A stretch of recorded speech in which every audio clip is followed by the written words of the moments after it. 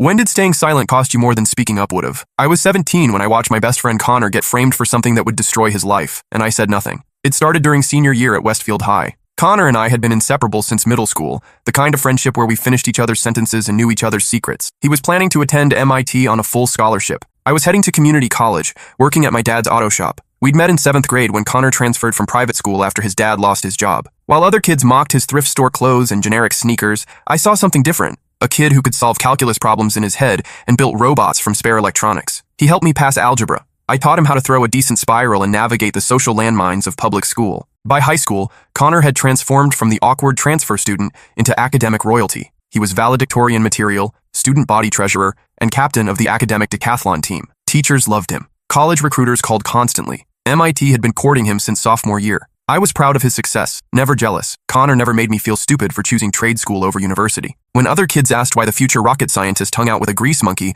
Connor would just shrug and say, "He's got the most important quality. He's real." Our physics teacher, Mr. Garrett, was one of those educators everyone loved. He made science fun, stayed after school to help struggling students, and coached the academic decathlon team. Connor idolized him. When Mr. Garrett offered Connor a paid position helping with his private tutoring business, Connor was thrilled. "This could pay for my textbooks," Connor told me excitedly. "Plus, imagine the recommendation letter I'll get." I was happy for him, but something felt off from the beginning. Mr. Garrett would call Connor out of other classes for urgent tutoring matters. Connor started staying late 3 nights a week, missing our usual hangouts. When I'd ask about the tutoring work, Connor would give vague answers about administrative stuff and special projects. "What kind of special projects?" I pressed one day. Connor shifted uncomfortably. "Just helping Mr. Garrett organize his files, set up his home office, normal tutor stuff." But Connor's definition of normal was starting to worry me. He'd become jumpier, constantly checking his phone for messages from Mr. Garrett. Dark circles formed under his eyes. He'd snap at innocent questions, then apologize immediately after. "You okay, man?" I asked during lunch one October afternoon.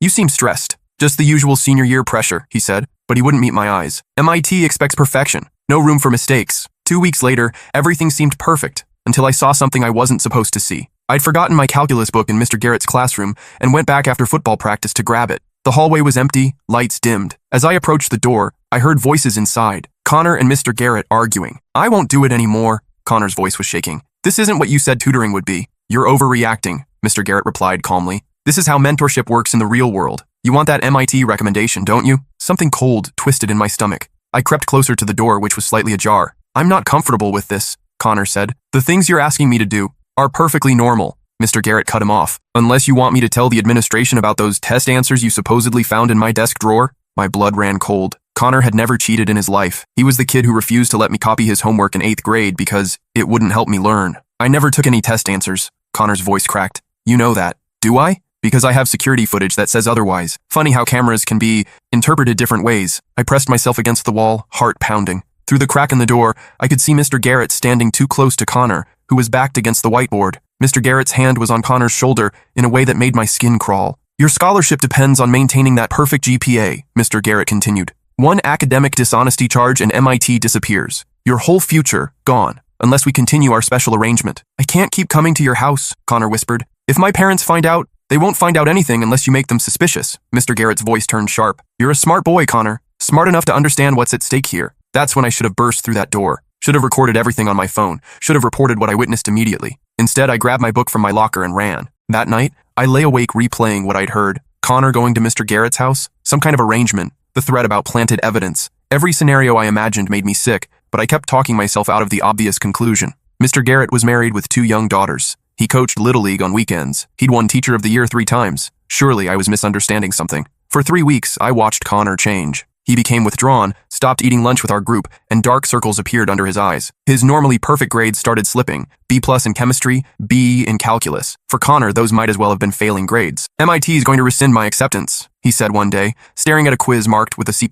"It's one bad grade," I said. "You're still valedictorian material." He laughed bitterly. "You don't understand. Everything has to be perfect. If it's not," he trailed off, looking genuinely terrified. When I asked what was wrong, he'd just shake his head and say he was fine. But Connor was anything but fine. He'd started flinching when teachers touched his shoulder. He couldn't concentrate during our study sessions. Twice I caught him staring out the window with tears in his eyes. "Connor, talk to me," I pleaded. "Whatever's going on, we can figure it out." "Some things can't be figured out," he said quietly. "Some things you just have to survive." I told myself I must have misunderstood what I'd heard. Mr. Garrett was respected, married with kids. Surely I'd gotten it wrong. But then Connor started missing school. First one day, then 2, then entire weeks at a time. His mom would call in sick for him. her voice strained and worried. When he did come to school, he looked like he hadn't slept in days. My parents think I'm having some kind of breakdown, Connor told me during one of his brief appearances. They want to send me to therapy. Maybe that's not a bad idea, I suggested carefully. You think I'm crazy too? His voice was sharp, defensive. I think you're in pain, I said. And I think you need help. Connor stared at me for a long moment, and I thought he might finally tell me what was happening. Instead, he just shook his head. No one can help with this, he said.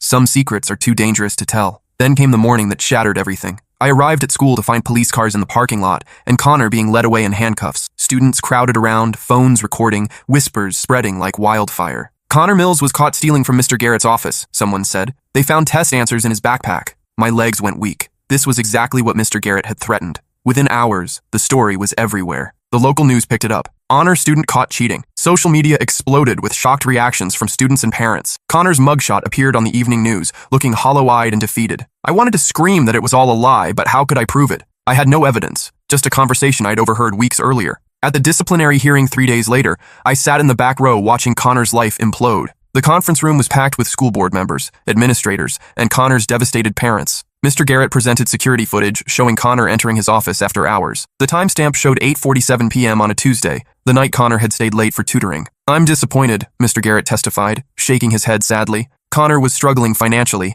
and I think the pressure got to him. I tried to help, offered him tutoring work, but apparently it wasn't enough. He spoke with perfect composure, occasionally dabbing his eyes with a tissue. The performance was flawless. Concerned teacher, betrayed mentor, broken-hearted educator who tried to save a promising student. Connor's parents looked devastated. His mom was crying. His dad stared at the floor, shoulders slumped in defeat. They'd sold their car to pay for Connor's SAT prep courses. His mom worked double shifts at the diner to save for his college expenses. Seeing their son branded as a cheater was destroying them. When Connor tried to explain about the special arrangement, Mr. Garrett's lawyer objected. Mr. Mills is clearly trying to deflect blame by making wild accusations against a respected educator. Connor's voice broke as he tried to describe what really happened. He made me go to his house. He said if I didn't do what he wanted, he'd plant evidence that I was cheating. He has pictures. That's enough, the hearing officer interrupted. These accusations are serious and unfounded. Mr. Mills, you're already facing disciplinary action. Making false claims about a teacher will only make things worse, the hearing officer agreed. Connor's claims were dismissed as desperate lies. The evidence against Connor was overwhelming. Test answers in his backpack, security footage of him in Mr.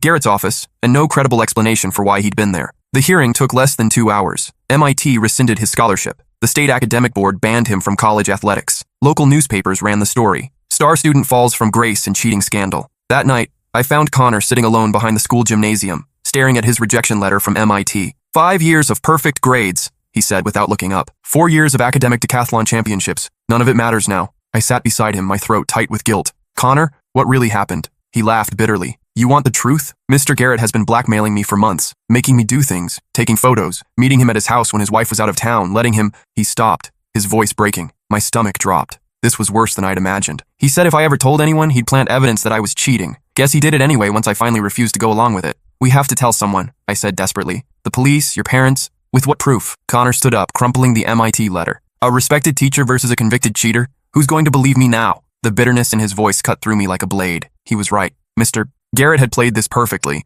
destroying Connor's credibility before he could expose the truth. There has to be something we can do, I insisted. Connor looked at me with dead eyes. He won. Game over. He walked away into the darkness, and I sat there knowing I was the only person who could have prevented this. I should have followed him home, should have called his parents, should have done something other than sit there wallowing in my own guilt. The next morning, Connor didn't show up to school, or the next day. His parents called in saying he was too sick to attend, but I knew he wasn't physically sick. He was dying inside. On Thursday, I drove to his house after school. Connor's mom answered the door looking exhausted. He won't come out of his room, she said. Won't eat, won't talk to us. I don't know what to do. I asked if I could try talking to him. She led me upstairs to Connor's bedroom door, which was locked. Connor, it's me, I called through the wood. Can we talk? Go away, came his muffled voice. I'm not leaving until you open this door. After several minutes, I heard the lock click. Connor opened the door just wide enough for me to see his face. He looked terrible, pale, thin, with dark circles under bloodshot eyes. What do you want? He asked. To help. You can't help, he said. No one can. Then let me just sit with you. You don't have to be alone with this. He hesitated,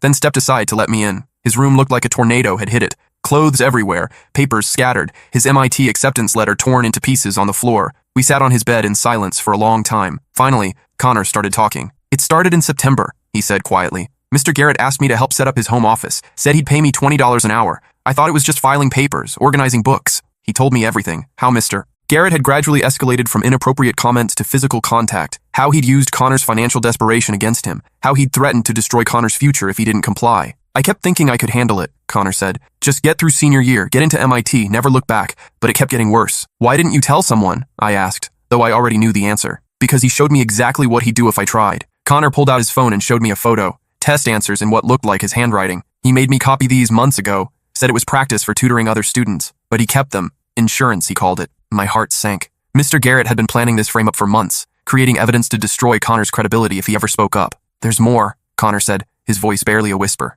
Pictures he took, videos. He said he'd post them online if I ever told anyone what really happened. I felt sick. This monster had systematically destroyed my best friend, piece by piece, and I'd watched it happen without intervening. We'll figure this out, I promised, though I had no idea how. Connor shook his head. It's over. Even if someone believed me, those photos would still exist. My life would still be ruined. That was Friday afternoon. Connor's parents found him in his bedroom that Saturday morning. The coroner said he'd taken an entire bottle of his mom's prescription sleeping pills. The suicide note was brief. I'm sorry I let everyone down. I'm not who you thought I was. Even in death, he was protecting Mr. Garrett's secret. At Connor's funeral, I sat in the back pew while 300 people mourned the promising young man whose potential was cut short by poor choices. The church was packed with teachers, classmates, and family friends who'd known Connor since childhood. Mr. Sau Garrett delivered a touching eulogy about second chances and the tragedy of academic pressure. He spoke about Connor's brilliance, his dedication, his bright future that had been derailed by one terrible mistake. Connor was more than his worst moment, Mr. Garrett said, his voice thick with emotion. He was a gifted student, a kind soul,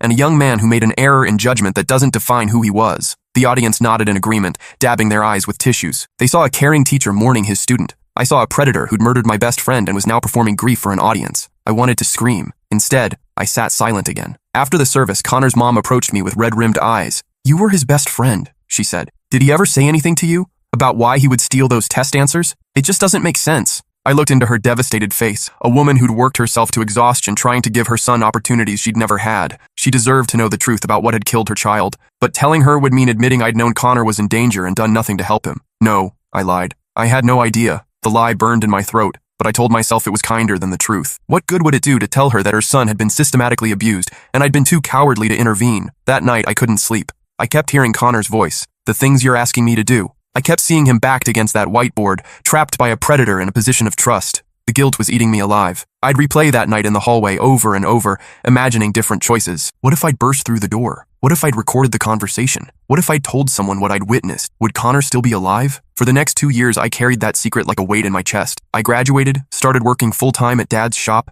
and tried to pretend Connor's death wasn't my fault. I told myself there was nothing I could have done, that speaking up wouldn't have made a difference. But late at night, when I couldn't sleep, I knew better. I avoided Connor's parents, unable to face the grief I'd helped cause. I stopped going to places we'd hung out together. I threw myself into work, taking on extra shifts to exhaust myself into dreamless sleep. Dad noticed the change in me. You've been different since Connor died, he said one day as we worked on a transmission together. More distant, angry. I'm fine, I lied. No, you're not, and that's okay. Losing a friend that young, it changes you. If only he knew how much it had changed me. I'd become someone I didn't recognize, a person who could watch injustice happen and do nothing, a person who could let a friend die rather than risk awkward conversations. The worst part was how normal everything seemed. Mr. Garrett continued teaching, winning awards, being praised by parents and administrators. He coached the academic decathlon team to another state championship. Life went on as if Connor had never existed. Sometimes I'd drive past the school and see Mr. Garrett in his classroom, teaching new students, identifying new victims. I wondered if he was already grooming Connor's replacement. Then I saw the news story that changed everything.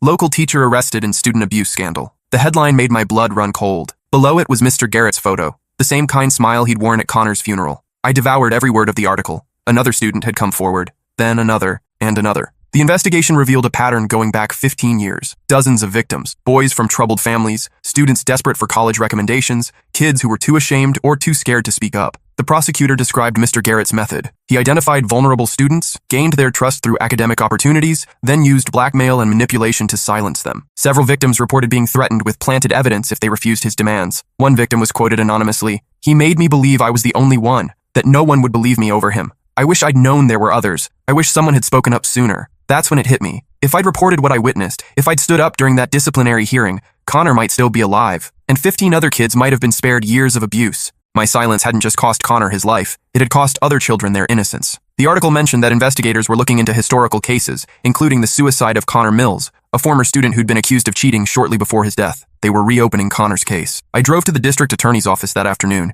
and demanded to speak with the prosecutor handling Mr. Garrett's case. Assistant DA Michelle Rodriguez listened as I described what I'd witnessed 2 years earlier. "You're telling me you had direct evidence of blackmail and coercion and you said nothing?" Her voice was incredulous. "I was 17, I said weakly. "I didn't know what to do." "A boy died because of your silence," she replied bluntly. "And others continue to be victimized." She was right, and we both knew it. "Why are you coming forward now?" she asked. "Because I can't live with myself anymore, and because maybe my testimony can help convict him." Rodriguez studied me carefully. "Your testimony could be crucial, but you need to understand. This means admitting publicly that you could have prevented multiple crimes, including your friend's death." I nodded. "I understand. The defense will tear you apart. They'll paint you as someone seeking to absolve his guilt by scapegoating their client." "I don't care," I said. "Connor deserves the truth. All those kids deserve justice." My testimony became crucial to the prosecution's case. I described the conversation I'd overheard, Connor's deteriorating mental state, and Mr. Garrett's manipulation tactics. During his deposition, Mr. Garrett's lawyer tried to discredit me as a grieving friend seeking someone to blame for his friend's suicide. "Isn't it true that you've struggled with guilt over your friend's death?" the defense attorney asked. "Yes," I replied.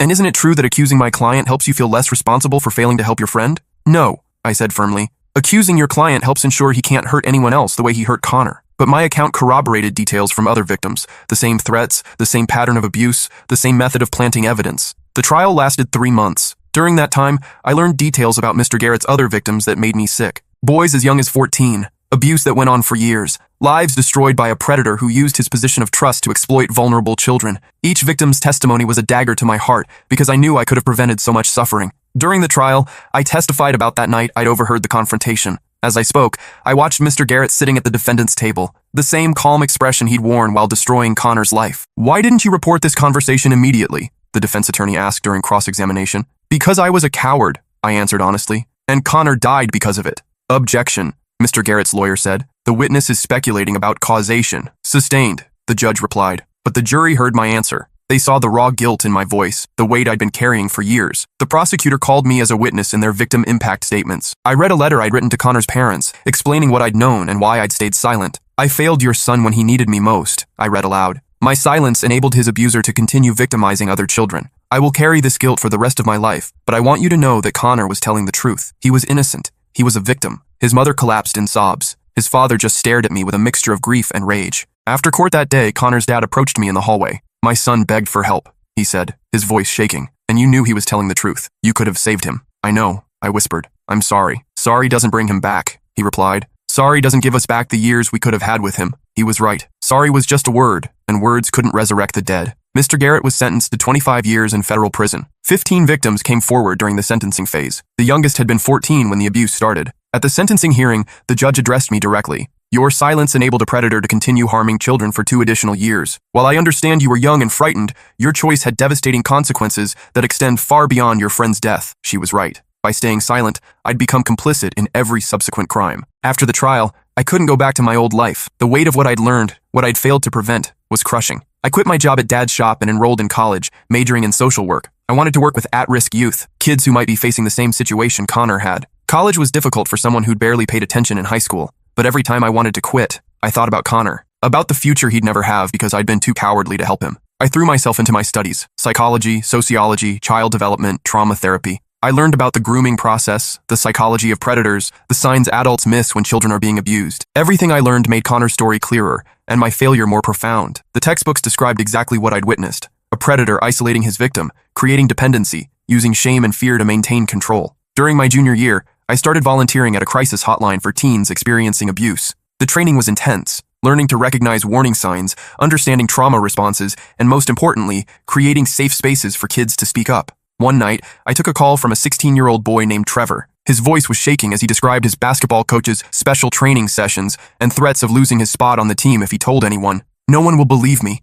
Trevor whispered. "Coach Murphy is like a legend here. Everyone loves him." My heart stopped. I was 17 again, listening to Connor's voice crack as he said the same words. "Trevor," I said carefully, "what you're describing is abuse, and I believe you. But what if I'm wrong? What if I ruin his life over nothing?" "You're not wrong," I said firmly. "And this isn't your fault. Can you record your next conversation with him?" The call lasted 2 hours. I walked Trevor through safety planning, helped him understand that what was happening wasn't normal or acceptable, and gave him resources for getting help. "Why are you helping me?" he asked before hanging up. "Because someone should have helped my friend when he was in your situation," I said. "And I failed him. I won't fail you." For the next hour, I walked Trevor through safety planning, how to document evidence, whom to contact, what resources were available. I gave him my personal number and made him promise to call if he felt unsafe. 3 days later, Trevor called back. He'd recorded Coach Murphy making explicit threats and sexual demands. Together, we contacted the authorities. Coach Murphy was arrested within a week. During the investigation, 2 other players came forward with similar stories. Unlike Connor, these boys had an advocate who believed them from the beginning. At Murphy's sentencing,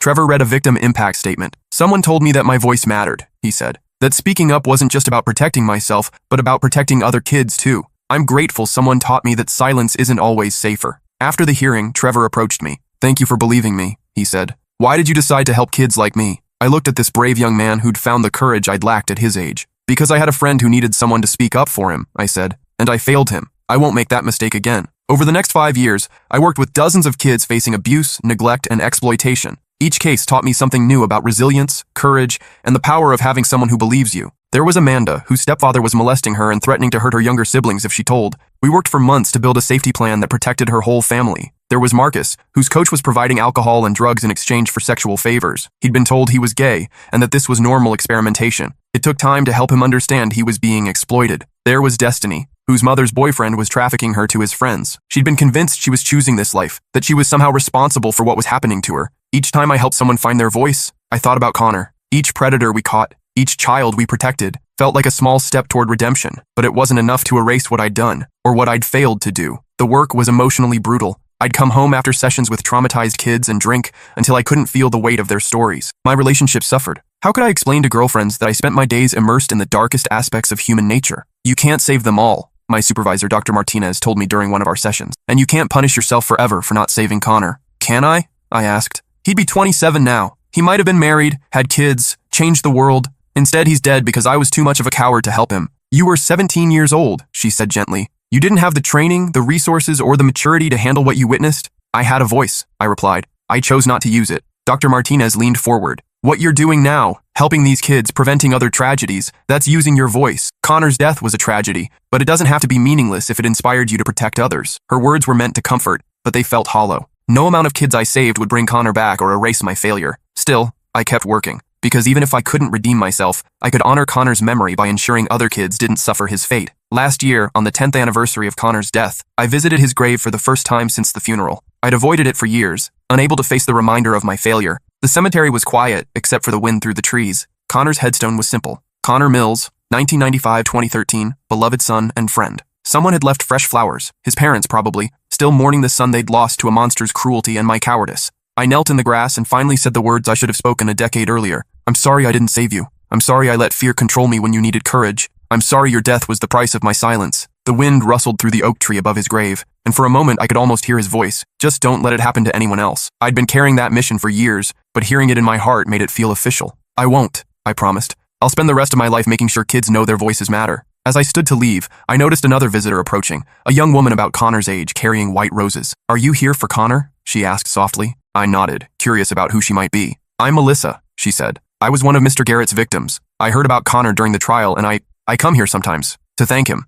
"Thank him?" His death was what finally made me realize I wasn't alone. When I read about his suicide in the old newspaper articles, I saw myself in his story. It gave me the courage to come forward. My throat tightened. Even in death, Connor had saved someone. He would have liked knowing that, I said. Melissa placed her roses by his headstone. "The prosecutor told me there was a friend who eventually testified, someone who'd witnessed the abuse but stayed silent initially. Was that you?" I nodded, ashamed. "I've hated you for years," she said simply, "knowing you could have prevented what happened to me and the others." I closed my eyes, accepting the judgment I deserved. "But then I learned about the work you're doing now," she continued. "How many kids you've helped since then?" And I realized something. Connor's death didn't just destroy lives, it also created a purpose. I opened my eyes, surprised by the compassion in her voice. "I'm not saying it makes up for your silence," she said. "Nothing can bring Connor back or undo what happened to the rest of us, but you've turned your guilt into something that protects other kids. That has to count for something." After she left, I sat by Connor's grave until sunset, thinking about the ripple effects of that night when I chose silence over courage. Connor's death had led to Mr. Garrett's eventual exposure. My testimony had helped convict him. My guilt had driven me to protect other children. Some of those children had grown up to become advocates themselves, creating an ever-widening circle of protection. But it had all started with one terrible choice, my decision to stay silent when my best friend needed someone to believe him. Now, 15 years later, I run a nonprofit organization called Speak Up. that trains adults to recognize signs of abuse and provides resources for young victims. We've helped over 2,000 kids find their voices and escape dangerous situations. The organization grew from my work at the crisis hotline. After helping Trevor and dozens of other kids, I realized the system was failing them. Social workers were overloaded, teachers weren't trained to recognize abuse, and kids had nowhere to turn when the adults in their lives were their abusers. We started small, just me and a handful of volunteers operating out of my apartment. But word spread, kids began calling our hotline, parents reached out when they suspected their children were being harmed. Teachers asked for training on recognizing warning signs. Within 3 years, we'd expanded to a full staff of trained counselors, victim advocates, and legal specialists. We opened a crisis center where kids could stay safely while investigations proceeded. We lobbied for stronger mandatory reporting laws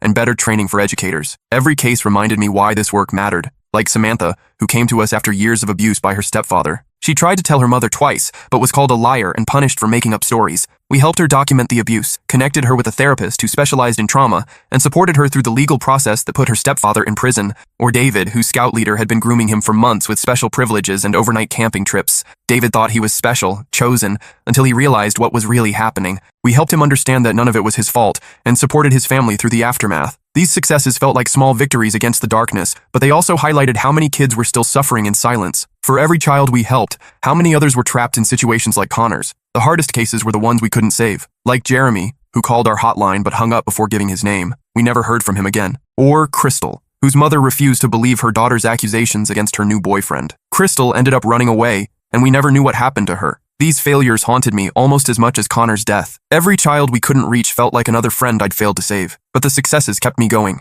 Kids like Maria, who escaped a trafficking ring with our help and is now studying social work in college. Or Alex, whose teacher was abusing multiple students until Alex found the courage to report it, leading to an investigation that protected dozens of other kids. On our office wall hangs a framed photo of Connor in his academic decathlon uniform, smiling and holding his state championship trophy. Below it is a plaque with words I live by now. The only thing necessary for the triumph of evil is for good people to do nothing. I was a good person who did nothing when it mattered most. But I refuse to be that person again. The organization has grown beyond what I ever imagined. We now operate in 12 states, with over 100 staff members and thousands of volunteers. We've trained tens of thousands of teachers, coaches, and youth workers to recognize signs of abuse. Our research has influenced policy changes in dozens of states, but numbers can't capture the real impact. The kids who are sleeping safely tonight because someone believed them. The predators who are in prison instead of hurting children. The communities that have learned to protect their most vulnerable members. Today, when children tell me they're afraid no one will believe them, I think about a 17-year-old boy who died believing he was alone. I tell them what I wish I could have told Connor. Your voice matters. Your truth matters. And I will stand with you,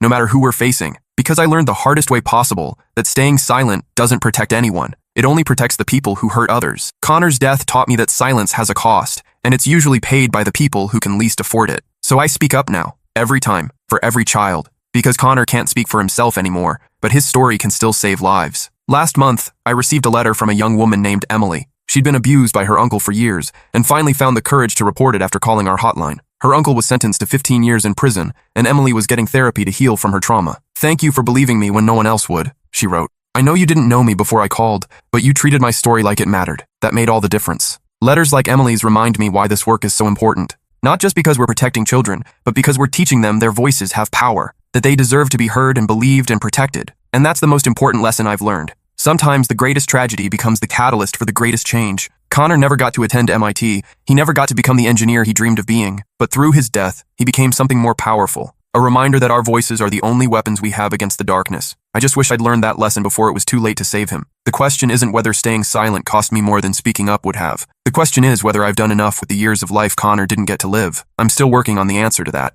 But I know this. I'll never stay silent again when someone needs me to speak up. Because I've seen what silence costs, and the price is always too high. Connor Mills died at 18, but his story continues to save lives. That's not redemption for my failure. Nothing can provide that. But it's purpose. And sometimes purpose is all we have left when forgiveness is impossible. I carry his memory with me every day, in every life I help save, in every voice I help find. Because the dead can't speak for themselves, but they can inspire the living to refuse silence when courage is required. And that, I've learned, is the only way to honor the friends we failed to save. Connor would be 30 now. Sometimes I imagine the life he might have lived, the bridges he might have designed, the students he might have inspired, the family he might have raised. I picture him as a father, teaching his kids to solve problems and stand up for what's right. But mostly, I imagine him proud of the work we're doing in his name. Proud that his death wasn't meaningless, that his story became a weapon against the kind of evil that destroyed him. That's the best memorial I can give him, ensuring his tragedy becomes other children's salvation, and maybe somehow that's enough.